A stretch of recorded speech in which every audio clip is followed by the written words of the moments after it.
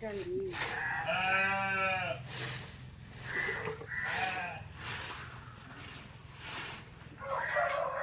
தம்பி என்ன தம்பி? என்னடா பண்ணிட்டு இருக்க காட்டுல? காட்டுல குப்பையா கிடக்குது பாருங்க எப்படி இருக்குன்னு. ஆளுங்க வந்தவங்க அறுத்து போட்டுட்டு எனக்கு பட்டு போயிட்டாங்க. சரி தம்பி, சரி சரி சரி. முன்னாடி கரூர்ல ஏதோ பிரச்சாரத்துல என்ன?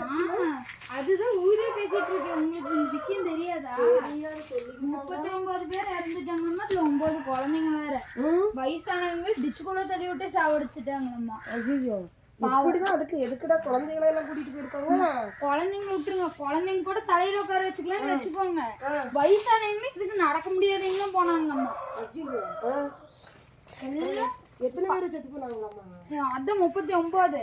39 பேர்? ஐயோ, நிறைய பேர் சீரியஸா இருக்காங்கன்னு தான் கேள்விப்பட்டேன். ஊரே அதான் பேசிட்டு இருக்கு, உங்களுக்கு தெரியாம இருக்கு. நான் தான் நியூஸ் பாக்குறது இல்லையே தம்பி. நான் ஆச்சு காய்ச்சல் படுத்துக்கிட்டு நானும் வந்து அந்த காட்டு தர வேலை வந்து நான் இப்போது 10 ஏக்கர் அள்ளி போட்டுட்டு இந்த காட்டுக்கு வந்தேன். சரி, உனக்கு தெரிஞ்ச ஒரு கருத்துக்களை அதில் சொல்லிடுவேன் வீடியோல வந்து. அதுல ஏன்க்கா கேக்குறீங்க? அதுல ஒரு பெரிய தலைவலி.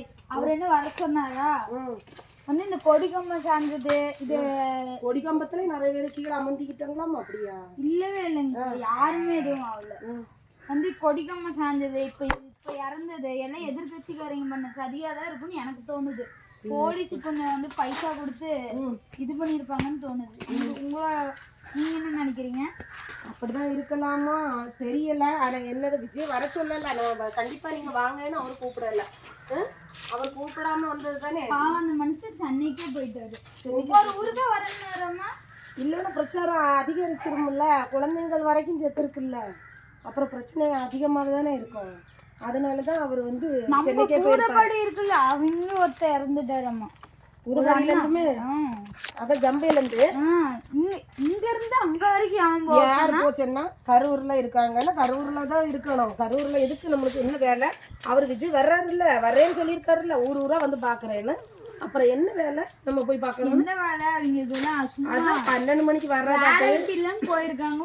இல்லை, காலையில வரதாட்டு சொல்லியிருக்காரு போல இருக்கு. இவங்க என்ன நினைச்சிட்டாங்கன்னா காலையில இங்கப்பா இங்க வந்து பேசு, காலையில 12 மணிக்கு வர்றதாட்டு சொல்லியிருக்காரு. இவங்களும் நினைச்சுக்கிட்டாங்க காலையில வண்டி பிடிச்சி எல்லாரும் போயிட்டாங்க போல இருக்குது. ஆமாங்கக்கா, அப்புறமே 7 மணிக்கு வந்துட்டாராமா. என்னென்னமோ சொல்லிட்டு இருக்காங்க. மத்தியானத்துல இருந்து தண்ணி இல்ல, சோறு இல்ல, பசியில என்னமோ வெளியே போக முடியாதுல்ல, நெரிசல். எப்படி இப்படி நிக்குதாமா? மரத்துக்கிட்ட வந்து ஒரு 10 பேர் 20 பேர் 30 பேர் நின்னா வந்து என்ன ஆகுது? மூச்சு திணறல தான் வரும். இதுதான் அதிகமா வரும். முன்னாடி இருக்க குழந்தைங்க எல்லாம் மிதிச்சனால்தான் மேக்சிமம் குழந்தைங்க இருந்தாங்க. முன்னாடி இருக்க குழந்தைங்க போட்டு அது நம்ம ஊர் மக்கள் என்ன செய்யறாங்கன்னா, அன்னதானம் போட்டாலும் இந்த ஒரு இடி புடியில தான் நிக்கிறாங்க. எதுனாலும் மக்கள் விஜய் வந்து சொல்லவா வேணும். அதனாலதான் இப்படி ஆயிருச்சு போல இருக்குது. சரி, அவரே இது விரும்பி இருக்க மாட்டாரு. அவன் மனுஷன் நிம்மதியா வந்துட்டு போலான்னு. அவர் பாவம், அவர் வந்தது ஒரு கனவுல வந்தாரு. இத்தனை உயிர்களை கொண்டுட்டு நம்ம வந்திருக்கோமே. பண்ணிருப்பாங்க. அப்படி இருக்க சொல்லு, உனக்கு தெரியும். ஒரு அவேர்னஸ் வீடியோ தான் ஃப்ரெண்ட்ஸ். இது வந்து விஜய் வந்து யாரையும் வர சொல்ல. கர்ப்பிணி பெண்கள் வந்து குழந்தைகள் இப்போ வந்து முடியாதவங்க, இந்த ஹார்ட் ஆப்ரேஷன் பண்ண பேஷண்ட்ஸில் யாருமே வர வேணாம். நல்லா இருக்கிறவங்க மட்டும் வாங்க. வந்து கூட்டம்லாம் போட வேணாம். வந்து அவர் வந்து எல்லா ஊருக்கும் வந்து பார்ப்பாரு. இல்லைன்னா கூட நீங்கள் நடுவில் கூட போய் பார்க்கலாம். நீங்கள் வந்து போய் விஜய்ன்னு போய் குமிஞ்சிடாதீங்க. அந்த இடம் வந்து ரொம்ப கூட்ட நெரிச்சலாகவே உங்களுக்கு இதே கதி தான். அப்புறம் உங்கள் ஊரில் வந்து உங்கள் பர்த்டேக்கு வந்து பேனர் வைக்கிற பதிலாக கண்ணீர் அஞ்சலிக்கு பேனர் வைக்க வேண்டியது தான்.